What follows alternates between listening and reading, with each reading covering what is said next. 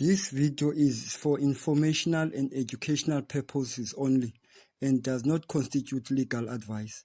All individuals mentioned are presumed innocent until proven guilty. The analysis reflects legal commentary based on publicly available information at the time of the publication. The question that defines your child's future. Tonight we are asking a question that goes into the heart of South African Constitution. What happens if the government says your parent must pay for your education, but your parent refuses?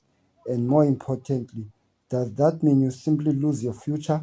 But right now, across South Africa, thousands of students are trapped in a system where they are too rich for NSFAS, but too poor to study. And the law says help exists, but in reality, that help is almost impossible to access in time. This is the hidden legal crisis inside NSFAS system. How NSFAS is supposed to work.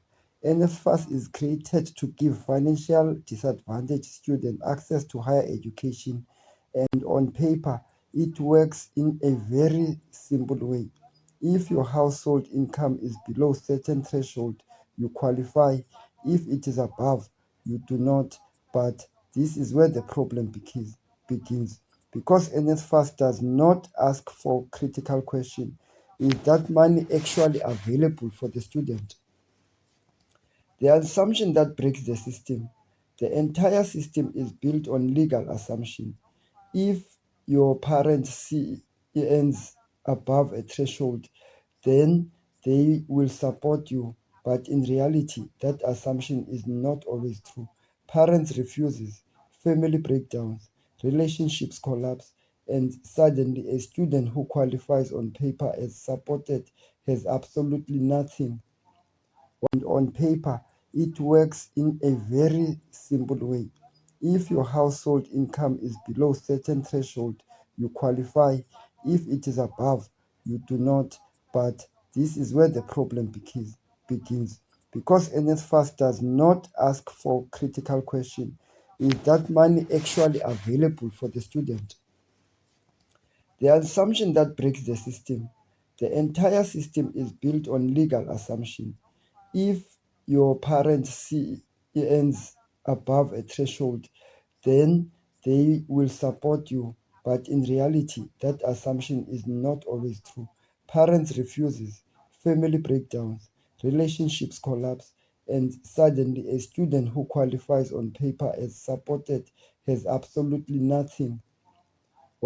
Higher education must make progressive accessibility, but if some student access completely blocked because the system assumes support does not exist. The missing middle crisis. Students who are not poor enough for NSFAS but cannot afford university falls into the gap. The system treats them as supported even when they are not. Two students may be treated the same, but one is supported and the other is not. Is the system fair or discriminatory? This raises a deeper legal question. The system may not discriminate traditionally, but it creates an unfair outcome by relying on parents' income without ensuring the support exists. The law says parents must pay, but does not ensure all payments happen when needed. A system that could work, a better system could fund students first and then recover the money from the parent, or automatically refer the case to maintenance court to enforce beginning immediately. Final thought. The issue is not whether the law exists, but whether it is accessible.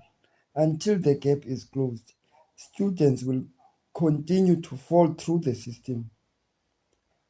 This channel will continue to break down the law and its real impact. Subscribe for more. That concludes our analysis. Thank you for watching the sim. If you found this breakdown useful, consider subscribing for clear, factual legal analysis. Until next time, stay informed.